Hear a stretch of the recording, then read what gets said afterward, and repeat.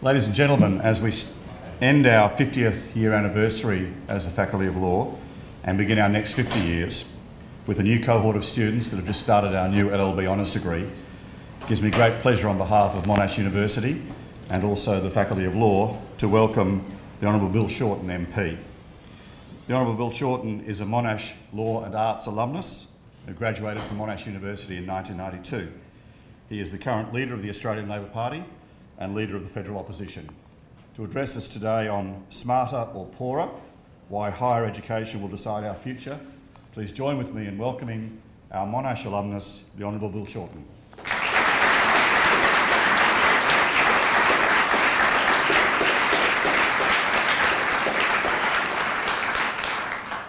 Thank you, and my apologies for being late. I break the habit of a lifetime coming to uni.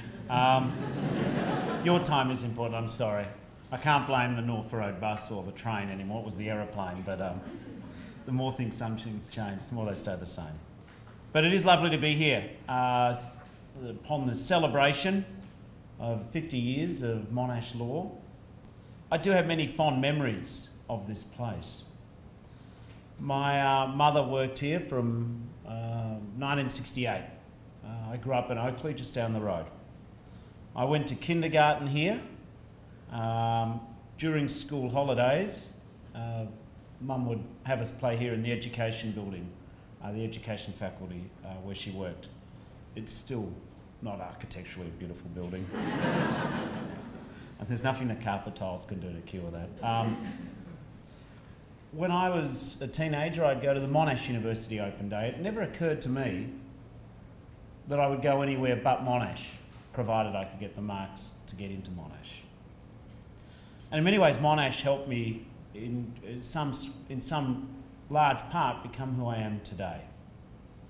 It was, I've always been interested in helping people. And indeed, that has guided me in large part for the choices I've made about the jobs I do. It guided me in choosing to do law. It's guided me in terms of working for a union. It's inspired me to become a member of Parliament.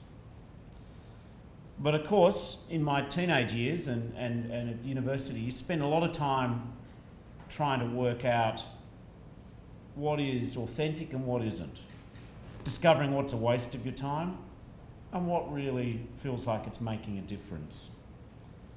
And I've thought about long and hard how I could make a difference. And this is where I think my time in the law school helped me.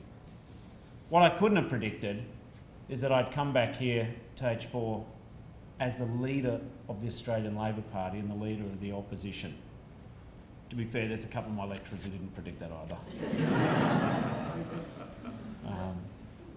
So I thought it's a great opportunity to be here in the 50th anniversary. And what could I say which would add some value to your days and which would add some meaning, what is real and what isn't real. And so what I want to do is talk about the future. I know that the historians amongst you are familiar with that if you don't understand your past, you're destined to repeat the past. But of course, we cannot be a nation who simply lives in the past. We need to focus upon the future. And it's Labor's view of the future which I wanted to expand in a couple of areas, in particular higher education. Now, I could talk about the fundamental differences between ourselves and the current Liberal National Government in Canberra. I could talk about the differences from marriage equality to the Republic to climate change to indeed looming constitutional recognition of our first Australians. I could talk about the differences in policies on how to address gender inequality in our society, and what time we have for questions, I'd be happy to talk about those matters.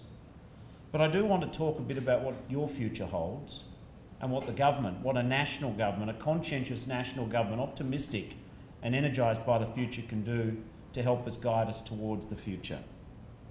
I want to talk to you specifically about a challenge which at the age of 22 or 23, I certainly wouldn't have predicted that I would face and be talking about. It's a century of life well lived, and up to half a century of learning and meaningful work. When this law school opened in 1965, even before I was born, Life expectancy then was 69 or 70. Now, it's in the mid-80s and it's getting better every year. Now, this does not mean, if we are to look forward to the ideal of 100 years of good life well lived, it does not mean that you'll spend 50 years eating the same lunch at the same desk in the same firm. None of you, I think, expect to have one job for life. You already appreciate, in a way which your parents and grandparents perhaps couldn't have, that you will have a diverse mix of careers and you need to be preparing for that. I mean, 50 years ago, when this faculty was opened, women were not encouraged to have a career, and men were expected to change their careers. Now the average length of time in a job is 3 years and 4 months. Tony Abbott may reduce the average. But that is less time than it takes to get a law degree. Already, one averages 17 different employers in a lifetime and at least 5 different careers. Those numbers are only going to increase as we diversify more and more. So even now, or at the age of 18, and you choose law over science, or economic history over Japanese, university over TAFE or TAFE over university, these decisions are actually not final. You will have a lifetime of learning. You could well end up doing 2 or 3 TAFE courses over your working life. I know you're still going through, in many cases, your first degree, but you will be back for further degrees. You may well do a lot of shorter courses through private providers as well. And your multiple careers will not come in some neat chain of causation. There will be overlap and interaction. Success in one field might drive you to another. A contact you might meet in one job or industry might inspire you to look elsewhere, to try something new. You will travel, you will work overseas, and indeed many of you will study overseas. There will be shocks and jolts for you as well. There could be a sudden restructure of the business, a project that goes belly up, a risky investment that falls through. American poet laureate Robert Frost also describes about life the existence of the shafts of fate. He was referring to the death of his son. But it could be a sudden illness, it could be an ageing parent to care for, it could be a divorce, it could be a brother or sister of yours who's got into drugs or worse and urgently needs your priorities. You can't prepare for all of these individual instances, but you can train for your resilience. You can develop the flexibility to change and to adapt to your circumstances, whatever the future brings. The motto of this university is Ancora Imparo. It's attributed to 2 of the great geniuses of the Renaissance, Da Vinci and Michelangelo. It means still learning, or I'm still learning. This is the ethos that we need to adopt. We have to be and have to become a learning society. Right from early childhood through to training and retraining in our 60s and 70s, as far off as that may seem to you now. We have to embrace the key to all change, education. The key to advancement, education. The key to national prosperity, education. And so this is why higher and further education is so important. It's about ensuring, as I believe, as the Reverend Martin Luther King once said, it's about recognising that everybody is somebody. It's a marvellous credo. If everybody is somebody, then we need to do what we can to ensure they have the opportunity to fulfil their potential and the constant learning and relearning to discover that within us. We understand that we need a more educated workforce. The price of our minerals will rise and will fall. But without a doubt, the greatest resource we have is the minds, the capacity, the potential, the imagination which you and millions of Australians possess. 2/3 of all the jobs in Australia by 2020 will require a diploma qualification or higher. Our economy will need tens of thousands more teachers and education assistants, for instance. 100,000 new medical professionals and carers to help our ageing population and ensure a square deal for people with disabilities for our National Disability Insurance Scheme. We need many more engineers and designers, architects and scientists to build the clean energy revolution, to modernise our urban life, and we do need more lawyers. But investing in education isn't just about training people to fill the vacancies of our changing economy. It's about preparing our society to anticipate change and shape it, and not simply react to it. Today I want to be straight with you about our economic challenges. Australia has enjoyed 23 years of unbroken continuous growth. Perhaps longer than some of you have been alive. It has always been a fact of your lives. Now, as the economies of our region transform, as they evolve, we must navigate our transition from the largest capital investment in the mining sector we've seen to the non-mining economy. But of course, the decline in mining investment isn't seamlessly just transitioning through to the same amount of investment in our non-mining sector. Unemployment is rising. Wages growth is at the slowest that it's been for more than a decade. And indeed, as recently as yesterday, we saw business indicators indicate that business confidence has hit zero. Proof that last year's unfair budget is still ricocheting through our economy. So what does that mean in the light of our need to have a better educated workforce? I refer you to the great reforming Treasurer and Prime Minister Paul Keating. He used to talk about pulling the levers to keep the economy ticking over. In 2015, we live in an economy with fewer levers and reduced Commonwealth Government ability to influence matters that even he had 20 and 25 and 30 years ago. And when this law school opened, Australian pounds and shillings and pence, tied to a gold standard, was the order of the day, and the government would manipulate the exchange rate to suit government policy of the day. We don't have those levers anymore, nor should we. But it does mean that the role of government is more important than ever, looking at the array of tools we have to help guide us to the future. Investing properly and sustainably in higher education is an essential measure that our government can make a choice to do to give Australia the best future possible. It's more important than ever that we try and control the things that we can control. Now, there's a view out there in some quarters of Australia which says that our way of life cannot be the same as it once was, that we'll struggle to compete with an innovative, globalised workplace, that we need to be suspicious of the motives of people who come here or the reasons why they might invest here. The problem with a view which says that the world is a very hard place to compete with is that we will have stagnation, extended periods of slow growth in jobs and income and productivity, unless, of course, if you believe the ideologues, we just simply cut the wages of the less well-off. Now, I think we have an opportunity to reject this diminished view of the future of our country. We should not believe that the world is too hard for Australia to compete in. We should welcome the rise of Asia.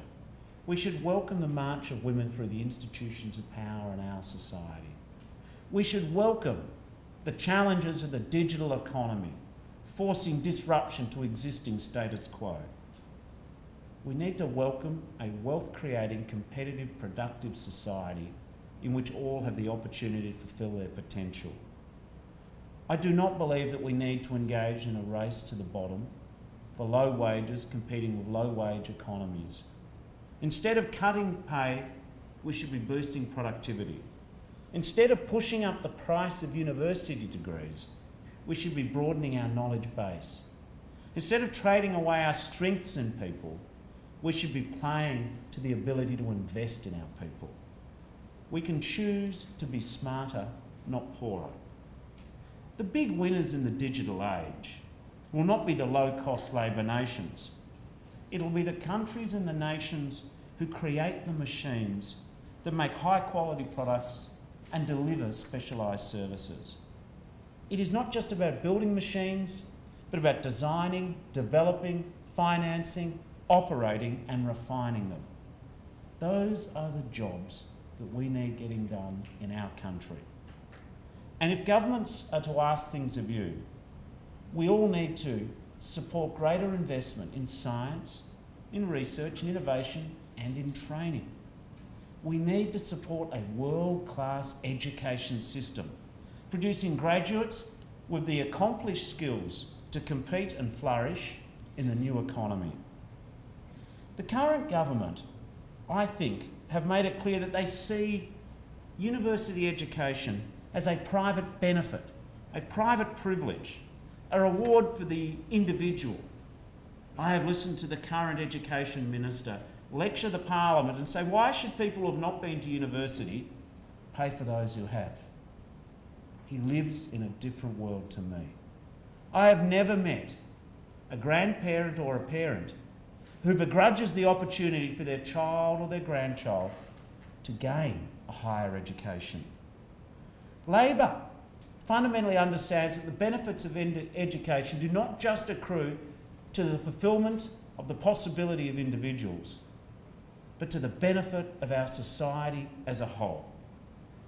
The OECD supports this conclusion, the Labor view.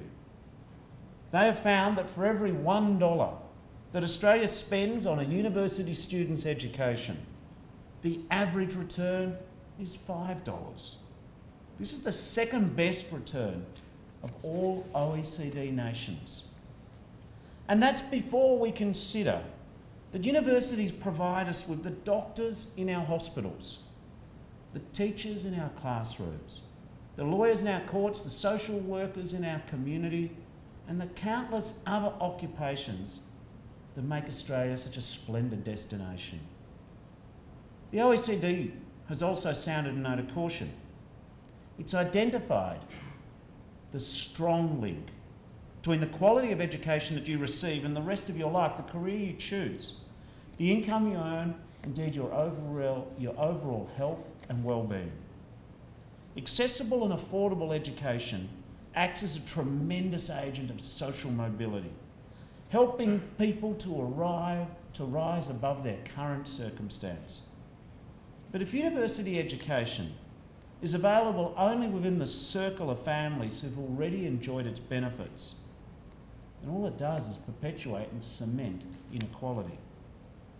It is why Labor has opposed every tired incarnation of the Pine Plan for $100,000 degrees and a lifetime of debt.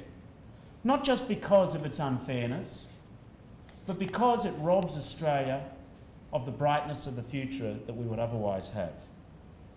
Labor's last wave of university reforms were based appropriately upon the principles of access and equity. In 2009, we set two ambitious goals.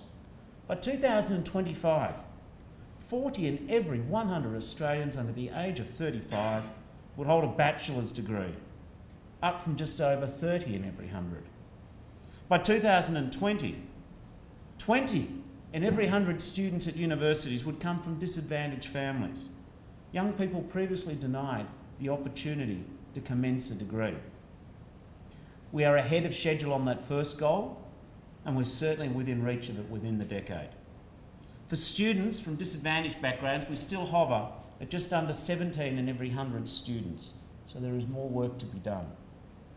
So what do access and equity look like on campus? More people becoming the first in their family to go to university. More students from disadvantaged families, more students who speak a language other than English at home. More mature age students upgrading their skills, fulfilling the opportunities that might have previously been denied to them. I know that Monash has worked especially hard to extend opportunity of a university education to Aboriginal and Torres Strait Islander students, another group who have often missed out on the opportunity to have a degree. Equity and access are core Labor principles. The next wave of university reforms must focus on guaranteeing quality as well as equity. Starting university, completing university, getting a good job. That is the contract that students, parents and employers accept as the offer of Australian higher education. Across the board, however, completion rates have been falling in recent years. In recent years, there's been a steady increase in offers to lower ATAR university students, applicants.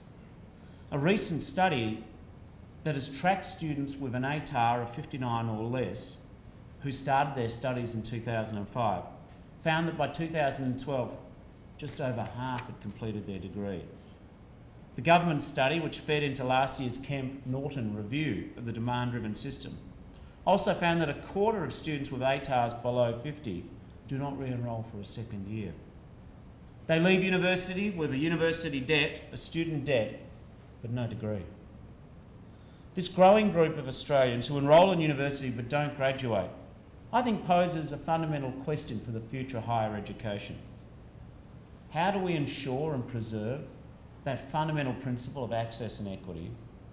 How do we grow participation rates of children and students and adults from disadvantaged backgrounds without undermining the quality and value of a university degree? How do we help students who face barriers at school make the right choices to their future, be it higher education, TAFE or other forms of learning? This is the conversation that Labor is having with the university sector now. So let me be clear. Labor will always support growth in our university system. Reports in some of today's media about freezing enrolments at 2015 levels are plainly untrue. It's not a matter of forcing down enrolment to improve quality. We need to lift standards to catch up with new levels of access and equity.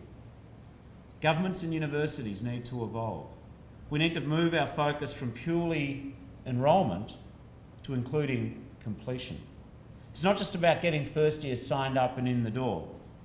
It's about making sure that our students complete their degrees.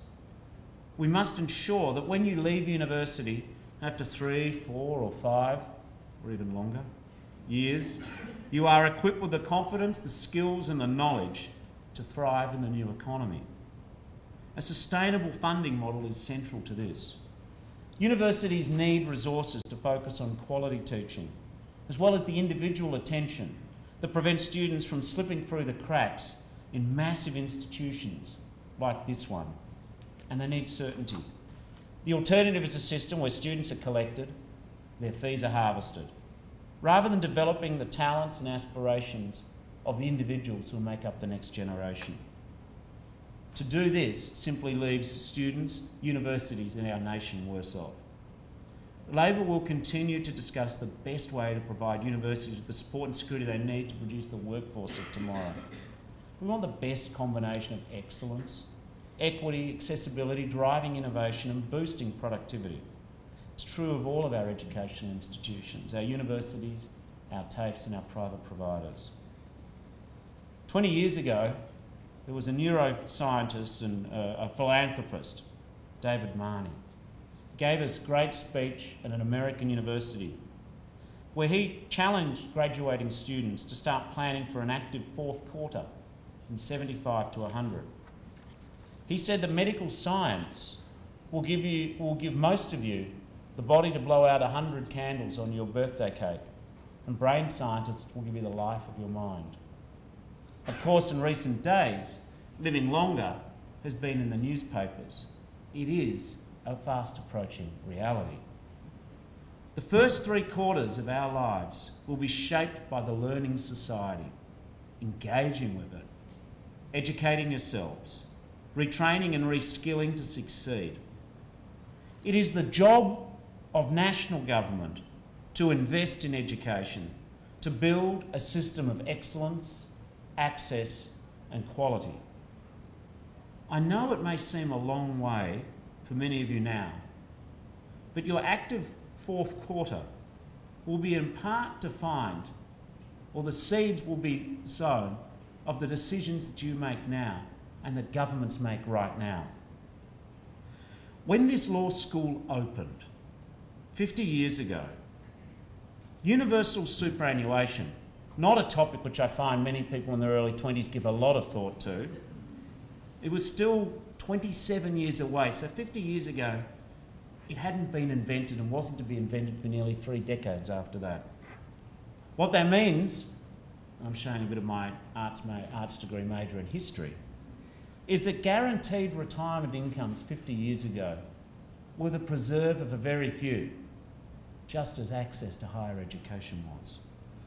Today now, we aim for much, much higher than then.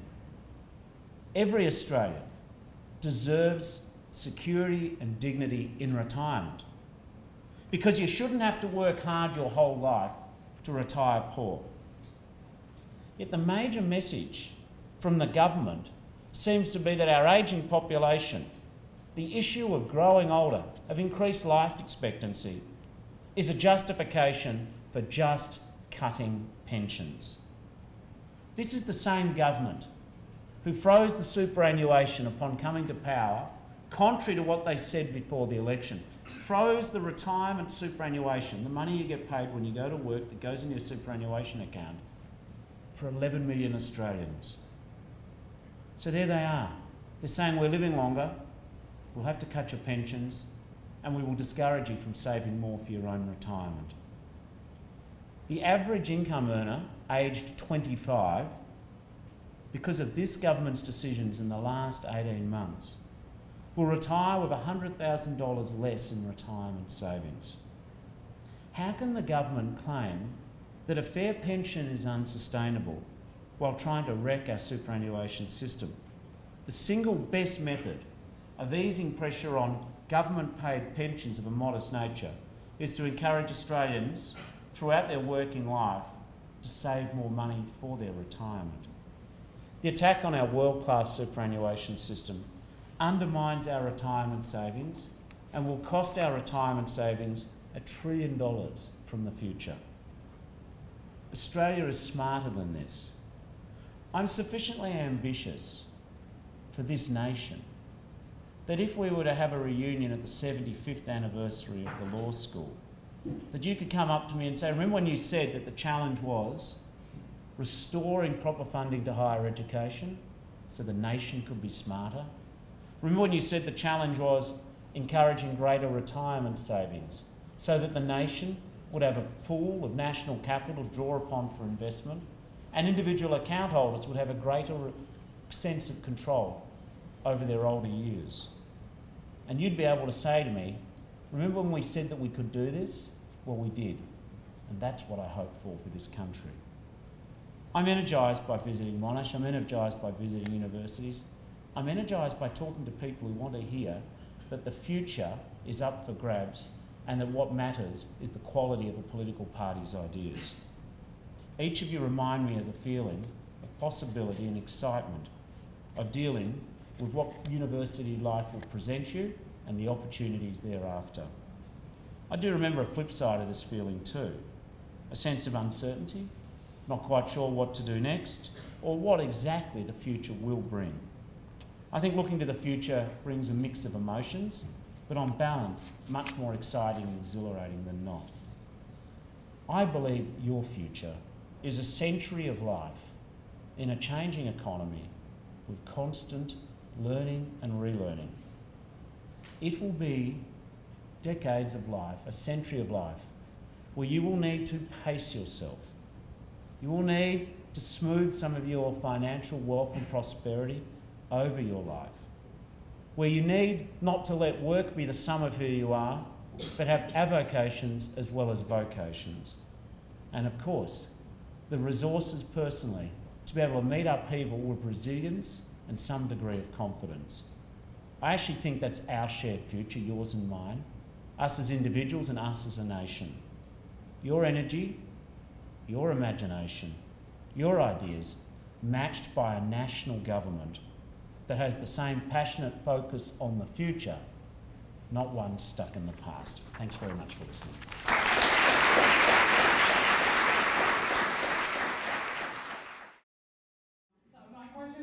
my phone, so you have to be a little bit patient with me. It's a little bit long. So it's looking more and more like deregulation of university fees won't get through, which is obviously a win for students because it's an accessibility issue.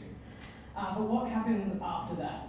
We already know that the current system of funding is unsustainable, and if we want to ensure the quality of education for this country.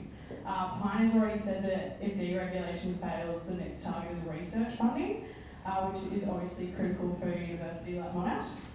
Basically, my question is, can the Labor Party commit to higher education funding, and how will they restore that funding given that it's dwindled over the last 2 decades? Thanks, Sinead. A few propositions. The current government's attempt, they're summoning up for one last go to storm the opposition in the Senate and try and put through a model of deregulation which essentially says you'll pay more and there'll be fewer people accessing the system. That is not what deregulation is meant to achieve. It's not meant to decrease competition and increase prices. But Labor will keep doing what we've been doing since they first raised this issue after the election. Because remember, before the election, they said they wouldn't do these things. We will keep working with the Senate, and we will keep trying to persuade people that making $100,000 degrees and increasing student debt is not a prescription to encourage people to better themselves. You then go to your question to sustainability. What I've done today is outline that we need to always have access and equity at the forefront. That's fundamental. That's one of the reasons why I think Labor was brought into being all its time ago, and it still remains a core value. We also need to make sure that people are completing. So I think that that's where we will need to fund growth. We'll need to make sure that our target of equity is being met. We'll also need to make sure that we're working with universities that people don't slip between the cracks. In terms of Christopher Pyne taking our research budgets hostage and saying that they'll get it if we don't agree to their unfair plans, well, we'll see that off too. I think there's a great opportunity at the next election, and some people in science sort of flinch when I say this, but they shouldn't when they think about it, of making science a political issue. When I say that, I don't mean that research should be contaminated. I'm not a climate change skeptic. What I believe is that we need to make as one of the criteria that voters go to the polls on which political party has the best science policies and research policies. We've seen the government go down the track of saying that sick and vulnerable people should pay more to go to the doctor to pay for a research fund. I don't accept the simple binary that you either do one bad thing to sick people or you don't properly fund research. So we will, as we go on, talk more about our policies around research and innovation because of that core belief which I enunciated during my talk, which is the thing which governments can control is the amount of investment we make in people. Because I actually think people have the capacity, because I'm an optimist about people, and I fundamentally believe that everybody is somebody, that the more that we invest in their TAFE, in their education, in their schools funding and their higher education funding, the greater proportional return. So I think that we can win the argument against the government in the short term, and I think that we've got a marvellous opportunity at the next election for Labor to stake the case for greater funding of science and research, and then encourage voters to demand competition between the political parties for positive policies on innovation, not this current, well, education's a private benefit, so you should pay more for it, full stop.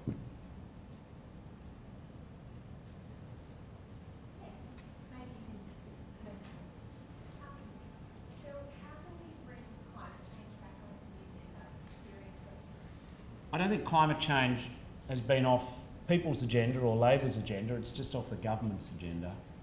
I think that, more than think, I looked at the intergenerational report. That's just a report which comes out every 5 years, which has a look at some of the demographic changes in our population and then looks at potential policies and consequences of policies to make judgments about what the future should look like, not just tomorrow, next week, but in coming decades. And there was this current intergenerational report I thought was quite a political document by the current government. What they said is that climate change has some negative effects and it can have some positive effects. I think they were running the argument that when a storm dumps more rain, that's good. It's that sort of primitive quackery which we're dealing with the government. They're currently engaged in vandalising renewable energy. Labor's up for working through a renewable energy target with the government. There is one in Parliament, there is one in legislation. The government's saying we don't really believe in it, so we just want to unwind it. It's solar power and other forms of renewable energy generate billions of dollars of investment in Australia, thousands and thousands of jobs, and of course many Australians have opted to have solar panels on their roof to help give them greater control over their power prices.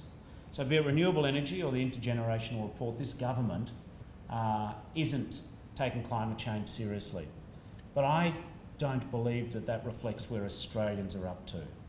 At the next election, Labor will have a very clear view about a market-based system for setting a price in terms of climate change and making sure that we've got a sensible engagement with the rest of the world, emerging economies, existing economies.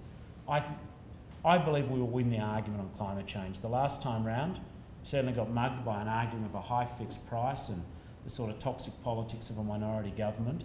But I don't believe that Australians have given up on climate change. So I believe that Labor should and will have a very sensible set of policies which go towards having a more sustainable economy. During the G20, a lot of world leaders were here, and one of the topics I'd speak to each of them, the Prime Minister of Spain or the ruler of China or Germany, for instance, or the UK. They're all moving on climate change. They're all moving. Australia is not out of step when we take real action on climate change. We're out of step when we don't. And I think a lot of other parts of the world look at Australia, the current government, and say, what are you doing? Are you ignoring the science? I mean, I saw a great meme on social media, not the meme you're thinking of, but it showed a rickety bridge, across a steep creek. And it said if 97 out of 100 engineers said this bridge was unsafe, you wouldn't cross it.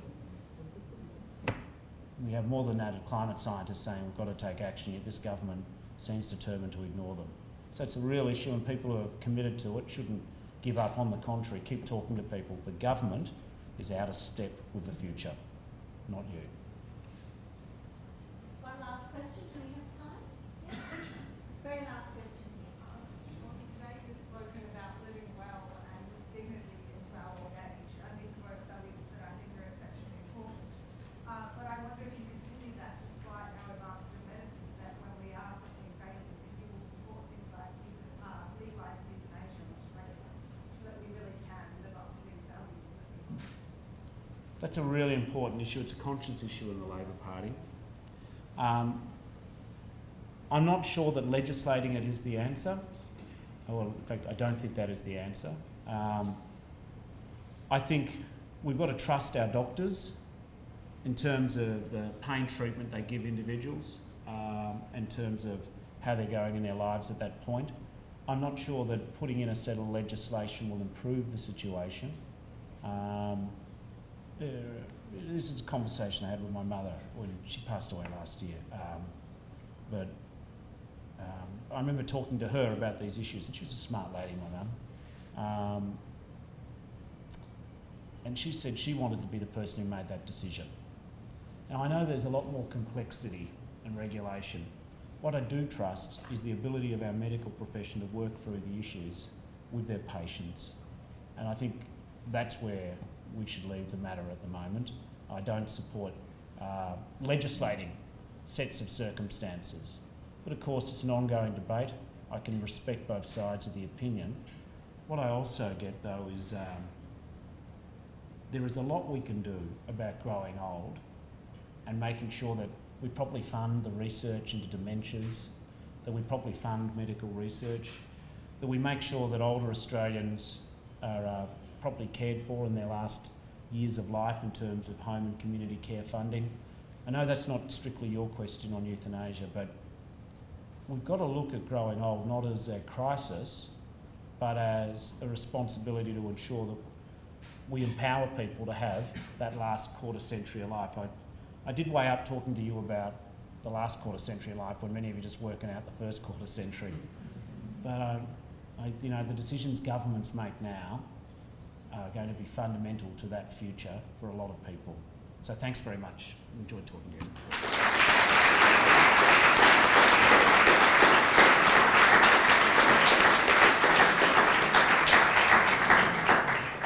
Shorten, on behalf of the University and the faculty and our students and staff, thank you for the address today and for sharing open discussion with us. And ladies and gentlemen, that brings us to a close. Thank you.